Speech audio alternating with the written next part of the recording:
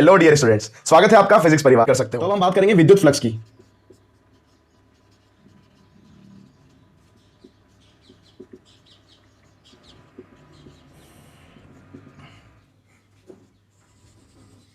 तो पहले इसकी मैं डेफिनेशन लिख लेता हूं।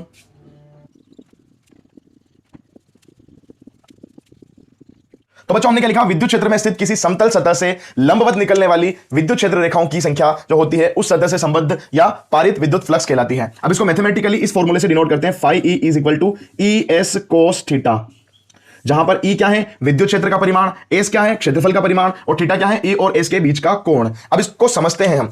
तो बच्चों, इसको समझने के लिए हम क्या करते हैं, मैं एक शीट मानता हूं, सर्कुलर शीट, ठीक है ना, जिसका एरिया एस है ना, और एरिया वेक्टर क्या होगा? इसके परपेंडिकुलर हो जाएगा एस वेक्टर। हमने ये माना कि इलेक्ट्रिक फील्ड लाइंस जो हैं वो सारी की सारी इस तरीके से निकल रही है, ठीक है। इलेक्ट्रिक फील्ड लाइन सारी की सारी इस तरीके से निकल रही है। मतलब हमने क्या कहा कि विद्युत क्षेत्र में स्थित समतल सतह से लंबवत निकलने वाली क्षेत्र रेखाओं की संख्या, लंबवत मतलब सारी की सारी लंबवत निकल रही है। देखो ये समतल सतह है, इससे सारी की सारी क्या निकल रही है? परपेंडिकुलर निकल रही है। देखो एक और चीज ध्यान में रखते हैं कि जो फ्लक्स होगा वो किन किन बातों के ऊपर डिपेंड करेगा। देखो फ्लक्स डिपेंड करेगा हमारा, पहली चीज तो इलेक्ट्रिक फील्ड के ऊपर, क्योंकि इलेक्ट्रिक फील्ड जितना ज्यादा होगा बल रेखाएं उतनी ही ज्यादा निकलेगी, उतनी ही ज्यादा पास पास होगी। तो मैं कह सकता हूं कि इलेक्ट्रिक फ्लक्स जो होगा वो पहली बात तो इलेक्ट्रिक फील्ड के ऊपर डिपेंड करना चाहिए। दूसरी बात क्या होगी कि एरिया जितना ज्यादा होगा, देखो अगर मैं बोलूं कि ये इतना एरिया होगा तो कुछ फ्लक्स निकलेगा, मैं बोलूंगा इतना एरिया होगा तो ज्यादा बल रेखाएं निकलेगी उससे, तो उस केस में एरिया के ऊपर भी वो डिपेंड करेगा। मतलब यहां पर जो होगा वो मैक्सिमम निकलेगा, क्योंकि देखो सारी की सारी बल रेखाएं क्या निकल रही है? वो लंबवत निकल रही है। तो इस केस में मैं फाई ई जो बोलूंगा वो हो जाएगा इलेक्ट्रिक फील्ड इंटू एरिया, मतलब फाई ई इक्वल टू कितना हो जाएगा? E into S. दूसरी कंडीशन में लेता हूं, अब मैं क्या कर देता हूं, इस शीट को इलेक्ट्रिक फील्ड में इस तरीके से रख देता हूं। तो ये हमारी शीट इस तरीके से रख दी, जिसका एरिया वेक्टर अब क्या हो गया? इस डायरेक्शन में हो गया। और हमारी इलेक्ट्रिक फील्ड लाइंस कैसी थी? इस तरीके से, ठीक है। तो हमने क्या कहा? फ्लक्स क्या होता है? हमने क्या फ्लक्स क्या होता है? सतह से लंबवत निकलने वाली बल रेखाओं की संख्या। देखो सतह से लंबवत कितनी बल रेखाएं निकल रही है? सतह के लंबवत तो ये है, मतलब इधर तो कोई बल रेखा नहीं निकल रही है, इसलिए हमारा फ्लक्स क्या हो जाएगा? जीरो, ठीक है दोस्तों। अब हमेशा ये कंडीशन हो नहीं सकती। अब मैं क्या कहूंगा, मैंने एक ऐसी कंडीशन ली कि हमारी शीट जो है वो कुछ झुका के रखी हुई है मैंने इलेक्ट्रिक फील्ड से। ये मेरा एस वेक्टर है और ये कुछ इस तरीके से इलेक्ट्रिक फील्ड है हमारे पास, ठीक है। और इलेक्ट्रिक फील्ड और एस वेक्टर में हमने मान लिया थीटा एंगल है। तो आप जानते हैं इलेक्ट्रिक फील्ड जो होता है वो सदिश राशि होती है, मतलब उसको मैं घटकों में वियोजित कर सकता हूं। तो चलो घटकों में वियोजित करते हैं। मैं एरिया वेक्टर की डायरेक्शन में इस इलेक्ट्रिक फील्ड का कंपोनेंट करूंगा थीटा की डायरेक्शन में, तो वो क्या हो जाएगा? ई कोस थीटा। और थीटा के ऑपोजिट साइड में इधर देखूंगा तो वो क्या हो जाएगा? ई साइन थीटा। अभी आपने देखा कि एरिया वेक्टर की डायरेक्शन में जो इलेक्ट्रिक फील्ड का कंपोनेंट होता है वो उससे मल्टीप्लाई हो जाता है। और इस कंडीशन में हमने देखा कि एरिया वेक्टर के परपेंडिकुलर जो इलेक्ट्रिक फील्ड होता है वो कोई काम नहीं आता, मतलब फ्लक्स जीरो होता है। तो इस कंडीशन में हम यहां देखेंगे तो हम क्या कहेंगे? एरिया वेक्टर की डायरेक्शन में जो कोस थीटा है वो मल्टीप्लाई हो जाएगा, तो फ्लक्स क्या हो जाएगा? फाई ई कितना हो जाएगा? ई कोस थीटा इनटू एस, मतलब ई कोस थीटा।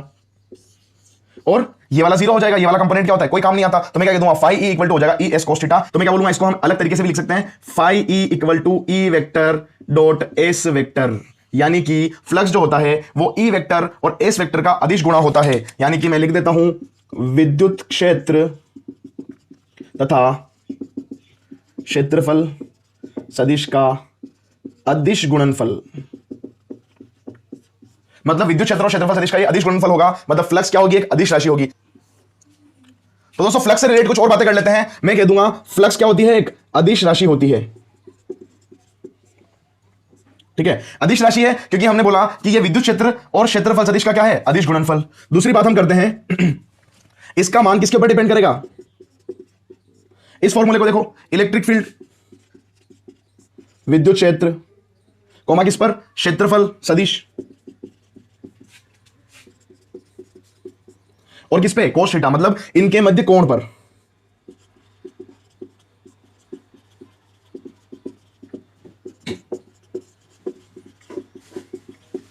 ठीक है दोस्तों, तो हमारी एक विद्युत फ्लक्स जो होता है वो एक अदिश राशि होती है। इसका मान विद्युत क्षेत्र, क्षेत्रफल सदिश और इनके मध्य कोण पर डिपेंड करता है। देखो अगर मैं बोल देता हूं कि थीटा जो हो हमारा वो क्या हो? 90 डिग्री से कम हो लेकिन 0 डिग्री से बड़ा हो, मतलब इस तरीके से कुछ हो, ये हमारा 0 डिग्री या 90 डिग्री, मतलब जो हमारा थीटा हो क्या हो? वो ये हो, ये हो, ये हो, मतलब ये वाली वैल्यू, ये वाली वैल्यू, ये वाली वैल्यू। तो इस 0 से 90 के बीच में हो, तो उस केस में हमारा जो कोस थीटा होता है वो क्या होता है? देखो फर्स्ट क्वाड्रेंट में कोस पॉजिटिव होता है, तो हमारे पास क्या हो जाएगा? कोस पॉजिटिव हो जाएगा। तो फाई ई भी क्या हो जाएगा? पॉजिटिव हो जाएगा। फाई ई कितना हो जाएगा?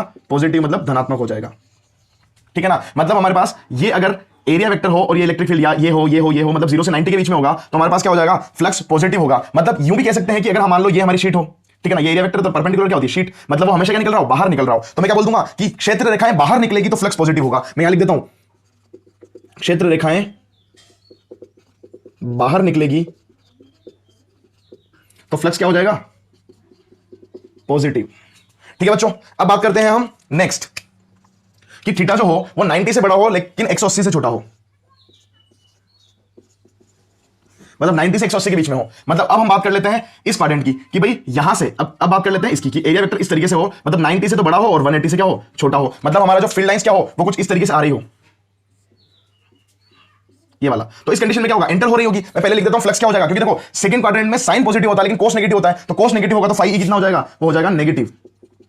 या फिर मैं कह दूंगा कि अगर क्षेत्र रेखाएं एंटर करेगी, प्रवेश करेगी, क्षेत्र रेखाएं प्रवेश करेगी तो फ्लक्स क्या हो जाएगा, नेगेटिव हो जाएगा, ऋणात्मक होगा। मतलब प्रवेश करने पर फ्लक्स क्या होता है, नेगेटिव होता है। जैसे मान लो मेरे पास क्या है, एक क्यूब है, वो एक विद्युत क्षेत्र के अंदर रखा हुआ है, तो कुछ बल रेखाएं आ रही है और कुछ निकल रही है। तो यहां विद्युत क्षेत्र में जब मैंने एक ब्लॉक रखा हुआ है, कोई एरिया रखा हुआ है, क्यूब रखा हुआ है, तो उस केस में क्या होगा, यहां पर फ्लक्स कितना हो जाएगा, क्योंकि एंटर कर रही है और हमने कहा कि अगर प्रवेश करेगी तो फ्लक्स क्या हो जाएगा, नेगेटिव हो जाएगा। और यहां से निकल रही है बाहर तो फ्लक्स क्या हो जाएगा, पॉजिटिव हो जाएगा। मतलब जहां पर एंटर करेगी वहां पर फ्लक्स होगा नेगेटिव और जहां से बाहर निकलेगी वहां पर होगा पॉजिटिव। लेकिन यहां पर ओवरऑल देखो तीन बल रेखाएं एंटर कर रही है और तीन बल रेखाएं बाहर निकल रही है, जितना फ्लक्स नेगेटिव उतना ही पॉजिटिव। मतलब अगर मैं फाई नेट निकालना चाहूंगा तो क्या हो जाएगा, 0। ठीक है, ऐसे ही मैं क्या कर दूं, किसी फील्ड के अंदर, किसी क्यूब के अंदर कोई प्लस क्यू चार्ज रख देता हूं, तो आप जानते हैं प्लस क्यू की वजह से जो इलेक्ट्रिक फील्ड लाइंस होती है वो हमेशा क्या होती है, बाहर की तरफ होती है, रेडियल आउटवर्ड होती है, इस तरीके से। तो इस केस में फ्लक्स क्या हो जाएगा, वो हो जाएगा पॉजिटिव, क्योंकि देखो सारी की सारी बल रेखाएं क्या हो रही है, बाहर निकल रही है। और हम कहते हैं कि क्षेत्र रेखाएं बाहर अगर निकलेगी तो फ्लक्स क्या हो जाएगा, पॉजिटिव। एक और बात कर लेता हूं मैं, माइनस क्यू चार्ज। अब आप जानते हैं माइनस क्यू चार्ज की वजह से जो फील्ड लाइंस होती है वो रेडियल इनवर्ड होती है, इस तरीके से। तो कोई भी बल रेखा बाहर नहीं निकल रही, सारी की सारी बल रेखा एंटर हो रही है, अंदर एंटर हो रही है, और हम कहते हैं अगर प्रवेश करती है बल रेखाएं तो फ्लक्स क्या होता है, नेगेटिव होता है। तो यहां से दोस्तों आपको एक बात समझ में आ गई होगी कि देखो यहां पर आपने कोई चार्ज नहीं रखा है अंदर, यहां पर आपने कोई अंदर चार्ज नहीं रखा है, विद्युत क्षेत्र में जरूर रखा है लेकिन इसके अंदर कोई चार्ज नहीं है। अगर चार्ज नहीं है तो फ्लक्स क्या है, 0। यहां पर चार्ज पॉजिटिव है तो फ्लक्स क्या है, पॉजिटिव। यहां चार्ज नेगेटिव है तो फ्लक्स क्या है, नेगेटिव। अगर मैं यहां चार्ज बढ़ा रखूंगा तो बल रेखाएं ज्यादा निकलेगी, बल रेखाएं ज्यादा निकलेगी तो फ्लक्स ज्यादा होगा। मतलब कुल मिला के आपको एक बात समझ में आ गई होगी यहां से कि जो फ्लक्स होता है, इलेक्ट्रिकल फ्लक्स, वो किसके ऊपर डिपेंड करता है, वो डायरेक्टली प्रोपोर्शनल होता है, क्योंकि एक बात आपको समझ में आ जाएगी और यही बात गाउस के नियम में भी हम आगे जाकर करेंगे। तो दोस्तों अभी तक हमने समतल सतह की बात करी कि समतल सतह की वजह से हम इलेक्ट्रिक फ्लक्स कैसे निकालेंगे, कि अगर हमारी कोई समतल सतह होगी तो उसे इलेक्ट्रिक फ्लक्स कैसे निकालना है, उसका एरिया वेक्टर निकाल लेंगे और इजीली हम उस फॉर्मूले से क्या निकाल सकते हैं, फ्लक्स निकाल सकते हैं। लेकिन अगर मान लो मेरे पास कोई सतह ऐसी हो जिसका सतह समतल ना हो और दूसरी कंडीशन क्या हो, विद्युत क्षेत्र भी एक समान हो। अभी हमने एक समान विद्युत क्षेत्र की बात करी, विद्युत क्षेत्र एक समान यानी कि यूनिफॉर्म ना हो, मतलब चेंज हो रहा हो हर पॉइंट पे ना हो, तो उस कंडीशन में हम इलेक्ट्रिक फ्लक्स कैसे फाइंड आउट करेंगे। जैसे मान लो मेरे पास एक सरफेस है जो उबड़ खाबड़ मान लिया मैंने कि अजीब सा सरफेस है। अब उसमें क्या हो रहा है कि उसमें प्लेन नहीं मान सकते। जैसे मान लो मेरा ये जो मुट्ठी है वो क्या है, एक सरफेस है, ठीक है, क्लोज सरफेस है। अगर ये प्लेन होता, इस तरीके से होता, तो मैं क्या कर सकता था कि एरिया वेक्टर को डिफाइन कर सकता था कि उसके परपेंडिकुलर होगा। लेकिन अब इसको डिफाइन नहीं कर सकता, तो इसके लिए मैं क्या करूंगा, इस मुट्ठी को बहुत छोटे छोटे पार्ट में डिवाइड करूंगा। अगर मैं इतने से छोटे से, अब ये ऊपर खाबड़ है लेकिन अगर इतने से छोटे पार्ट की अगर मैं बात करूंगा तो ये प्लेन होगा और इसका एरिया वेक्टर किधर हो जाएगा, बाहर की तरफ परपेंडिकुलर। ठीक है, तो हम क्या करेंगे, उसको डिवाइड कर देंगे बहुत सारे छोटे छोटे पार्ट्स में, इस तरीके से।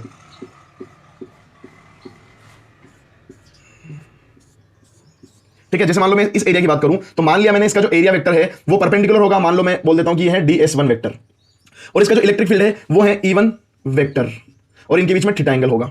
ठीक है, तो मैं क्या कहूंगा, मान लो थीटा 1 एंगल, तो मैं क्या कहूंगा कि यहां का जो फ्लक्स निकलेगा, यहां से इस एरिया से जो फ्लक्स निकलेगा वो फ्लक्स क्या हो जाएगा, वो हो जाएगा E vector dot ds1 vector. ठीक है, ऐसे ही मैं किसी दूसरे एरिया की बात करूंगा, फाई E1 की बात कर ली, ऐसे ही फाई E2 की बात करूंगा तो वो हो जाएगा E2 vector dot ds2 vector. ऐसे जाएंगे तो आगे बढ़ता जाएगा En vector dot dsn vector. मतलब मैं क्या कर दूंगा, सबकी बात अगर करूंगा तो मेरे को टोटल फ्लक्स निकालना होगा, तो मैं क्या बोलता हूं कि फ्लक्स एक अदिश राशि होती है, तो आप सारे फ्लक्स को क्या कर सकते हो, अलजेब्रिक सम कर सकते हो। ठीक है, तो फाई E बराबर क्या हो जाएगा, फाई E बराबर हो जाएगा, सबको जोड़ दो, सबका क्या कर दो, सबमिशन कर दो, वो कर दो E vector dot ds vector. यहां हम क्या बोल देंगे, वो हो जाएगा 1 से लेके n तक, E1 vector dot ds1 vector plus E2 vector dot ds2 vector, इस तरीके से जोड़ देंगे। तो हम क्या करते हैं कि जब ये ds बहुत छोटा हो, एरिया जब हमने जो कंसीडर किया है वो जब बहुत छोटा होगा, तो इस सिंबल को हम रिप्लेस कर सकते हैं समाकलन के सिंबल से। फाई E बराबर क्या हो जाएगा, वो हो जाएगा E vector dot ds vector, और वो होगा हमारे क्लोज सरफेस के लिए, पूरे होल सरफेस के लिए। ठीक है दोस्तों, तो इस तरीके से हम क्या बोलेंगे कि हमारे पास अगर सतह समतल नहीं हो, विद्युत क्षेत्र एक समान नहीं होगा, तो हम क्या कर सकते हैं, ये वाला फॉर्मूला लगा के हम क्या कर देंगे, हम छोटे छोटे एरियाज डिसाइड करेंगे। जैसे मान लो मेरे पास क्या है, एक बेलन है, ठीक है। अब बेलन में क्या होगा कि सब में एरिया एक जैसे नहीं है, हमारे पास तीन अलग अलग टाइप के एरियाज हैं, एक ये वाला एरिया है, एक ये वाला एरिया है और एक ये वक्र पृष्ठ वाला एरिया है। तो उस कंडीशन में मेरे को फ्लक्स निकालने के लिए क्या करना पड़ेगा, एक एरिया ये कंसीडर करना पड़ेगा, एक एरिया ये कंसीडर करना पड़ेगा, एक एरिया ये तीसरा कंसीडर करना पड़ेगा कहीं पे छोटा सा। ठीक है, तो यहां पर जो ds1 कंसीडर करेंगे हम उसको बोल देंगे ds1, यहां पर जो कंसीडर करेंगे उसको हम बोल देंगे मान लो ds2 और यहां पर कंसीडर करेंगे वो हो जाएगा हमारा ds3। अब देखो ये तीनों एरिया की जो डायरेक्शन है वो अलग अलग हो जाएगी। ठीक है ना, तो इस तरीके से हम क्या कर लेंगे, यहां पर इलेक्ट्रिक फील्ड और इसकी बात कर लेंगे, प्लस यहां पर इलेक्ट्रिक फील्ड और इसकी डायरेक्शन की बात कर लेंगे, और यहां पर मतलब इसका अगर मेरे को टोटल फ्लक्स निकालना होगा phi e, तो मैं क्या बोल दूंगा कि जो इलेक्ट्रिक फील्ड होगा यहां पर E vector dot ds1 vector कर देंगे, प्लस यहां क्या कर देंगे E vector dot ds2 vector कर देंगे, plus E vector dot ds3 vector कर देंगे। इस तरीके से हम जोड़ देंगे और विद्युत फ्लक्स निकाल सकते हैं। अब हम विद्युत फ्लक्स की मात्रा की बात करेंगे, तो मात्रा कैसे निकाल सकते हैं इसका, हमारे पास फॉर्मूला था फ्लक्स का E S cos थीटा। ठीक है, तो मात्रा कैसे निकालेंगे, इलेक्ट्रिक फील्ड का मात्रा हमने पढ़ा था पहले चैप्टर में, न्यूटन पर coulomb. E is equal to होता था F अपॉन Q नॉट, तो हम क्या बोलते थे न्यूटन पर कुलाम, इनटू एरिया का जो मात्रक होता है वो मीटर स्क्वायर होता है, कोस थीटा का कोई मात्रक नहीं होता। तो हमारे पास मात्रक क्या होगा, न्यूटन पर कुलाम इनटू मीटर स्क्वायर। या फिर एक और इलेक्ट्रिक फील्ड का एक और मात्रक होता है जो हम तीसरे चैप्टर में पढ़ेंगे, इलेक्ट्रिक फील्ड का मात्रक होता है वोल्ट पर मीटर। तो मैं यहां से क्या कर दूंगा, वोल्ट पर मीटर इलेक्ट्रिक फील्ड का लिख दूंगा, इनटू क्या कर दूंगा मीटर स्क्वायर एरिया का। तो यहां से क्या हो जाएगा, एक मीटर से एक मीटर क्या हो जाएगा, कैंसिल हो जाएगा। तो हमारा जो इलेक्ट्रिक फ्लक्स का मात्रक हो जाएगा वो हो जाएगा वोल्ट इनटू मीटर, मतलब या तो ये मात्रक लिख दो newton metre square upon coulomb, या फिर वोल्ट इनटू मीटर फ्लक्स का मात्रक हो जाएगा। विमा की बात कर लेते हैं हम। विमा निकालने के लिए हमारे पास क्या हो गया, न्यूटन यानी कि फोर्स का विमा m1 l1 t-2, नीचे हो जाएगा चार्ज का डायमेंशन a1 t1 और ये हो जाएगा l2। तो इसको सॉल्व करके लिख सकते हैं हम, ये क्या बन जाएगा m1 l3 t-2 ऑलरेडी है, t-1 t-3 और a-1, यहां से हम इसकी डायमेंशन निकाल सकते हैं। तो अब इसके कुछ न्यूमेरिकल देख लेते हैं। तो दोस्तों हमारे पास एक न्यूमेरिकल है कि विद्युत क्षेत्र E वेक्टर बराबर 200 I cap plus 300 J cap volt पर मीटर में स्थित क्षेत्रफल सदिश S वेक्टर बराबर 5 × 10⁻³ J केप मीटर स्क्वायर से पारित विद्युत फ्लक्स निकालना है। तो इसका अपन सॉल्यूशन देखते हैं। देखो बच्चों, इलेक्ट्रिक फील्ड की वैल्यू उन्होंने दे रखी है, वो दे रखी है 200 I cap plus 300 J cap, और इसका यूनिट उन्होंने दे रखा है वोल्ट पर मीटर। एरिया वेक्टर उन्होंने दे रखा है 5 × 10⁻³ J केप, और यूनिट दे रखा है मीटर स्क्वायर। तो हमारे पास फॉर्मूला होता है इलेक्ट्रिक फ्लक्स निकालने का, E vector dot S vector, दोनों की वैल्यूज हैं तो हम क्या कर देंगे, इनका डॉट प्रोडक्ट कर देंगे, 200 I cap plus 300 J cap, dot product किसके साथ, 5 × 10⁻³ J केप के साथ।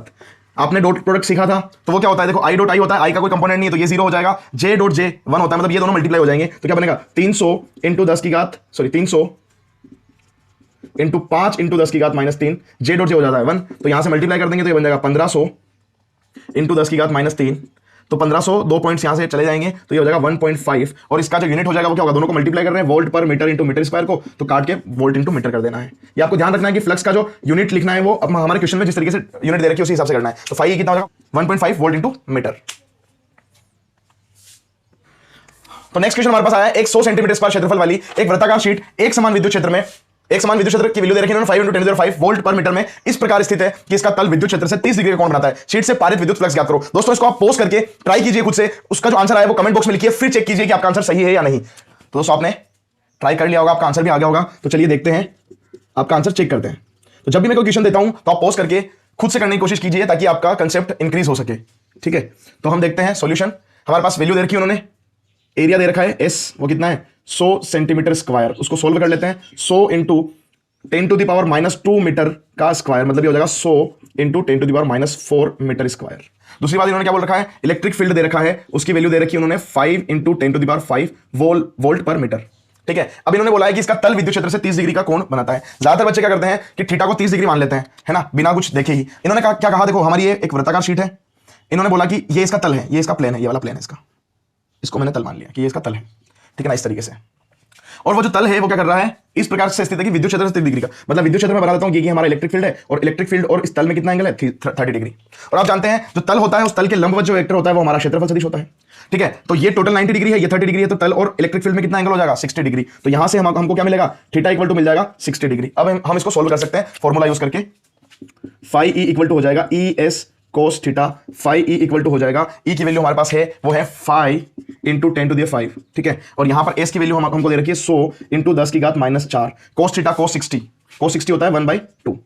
तो फाई ई बराबर कितना हो जाएगा, यहां से हम काटेंगे तो ये बन जाएगा 50, तो ये हो जाएगा 250 × 10⁵ में से 4 जाएगा तो 10 बच जाएगा, मतलब फाई ई जो हो जाएगा वो हमारा हो जाएगा 2500। अब यूनिट क्या हो जाएगी, यहां पर हमको क्या दे रखा, मीटर स्क्वायर, ये दे रखा वोल्ट पर मीटर, तो ये हो जाएगा वोल्ट इंटू मीटर। यहां हमारा फ्लक्स की वैल्यू आ जाएगी। तो दोस्तों नेक्स्ट क्वेश्चन हमारे पास आया, यदि ई वेक्टर की वैल्यू दे रखी इन्होंने, ई वेक्टर बराबर 6ik + 3jk + 4kk हो तो yz तल में स्थित 20 इकाई क्षेत्रफल वाली प्लेट से पारित विद्युत फ्लक्स ज्ञात करना है। इसको भी आप ट्राई कर सकते हैं दोस्तों पोस्ट करके, ठीक है, पोस्ट करके इसको ट्राई कीजिए, उसका आंसर वहां पर कमेंट बॉक्स में लिखिए ताकि मुझे पता चल सके कि आप अपनी कोशिश कर रहे हो, गलत हो सही हो कुछ भी हो सकता है, ठीक है ना, और अपना कंसेप्ट चेक करें कि आपने किस तरीके से सोल्व किया है। तो दोस्तों सॉल्यूशन देखते हैं। हमको दे रखा है इन्होंने ई वेक्टर गिवन है 6ik + 3jk + 4kk। अब इन्होंने क्या दे रखा है, yz तल में स्थित 20 इकाई क्षेत्रफल वाली प्लेट है, ठीक है ना, yz प्लेन के अंदर है, मतलब ये हमारा है x एक्सिस, ये है y एक्सिस और ये हमारा z एक्सिस, मतलब इस वाले प्लेन के अंदर कोई प्लेट रखी हुई है। देखो इस प्लेन में अगर कोई प्लेट रखी हुई होगी तो उसका परपेंडिकुलर क्या होगा, x डायरेक्शन, यानी कि i कैप, इस डायरेक्शन में क्या हो जाएगा i कैप, मतलब हमारा जो s वेक्टर है ना उसका परिमाण तो इन्होंने दे रखा है 20 और क्या है yz तल में है तो उसका जो क्षेत्रफल सदिश होगा वो हो जाएगा i कैप। अब आप यहां से फ्लक्स की वैल्यू इजीली निकाल सकते हो, फाई ई बराबर हो जाएगा ई वेक्टर डॉट एस वेक्टर। तो फाई ई बराबर क्या हो जाएगा, दोनों का अदिश गुणनफल 6i + 3j + 4kk, dot product कर देंगे हम किसके साथ, 20 i कैप के साथ। अब देखो i के साथ i करेंगे तो क्या हो जाएगा, फाई ई बाकी हो जाएगा 0, 20 × 6 और i डॉट i कितना हो जाएगा 1, तो ये हो जाएगा 120। अब हमको क्योंकि यूनिट नहीं दे रखी है इन्होंने, या क्षेत्रफल की इकाई भी इन्होंने क्या दी, इकाई दी है, और इसकी यूनिट नहीं दी है तो हम भी क्या लिख देंगे, इकाई, 120 इकाई। फाई ई इक्वल टू क्या हो जाएगा 120 इकाई।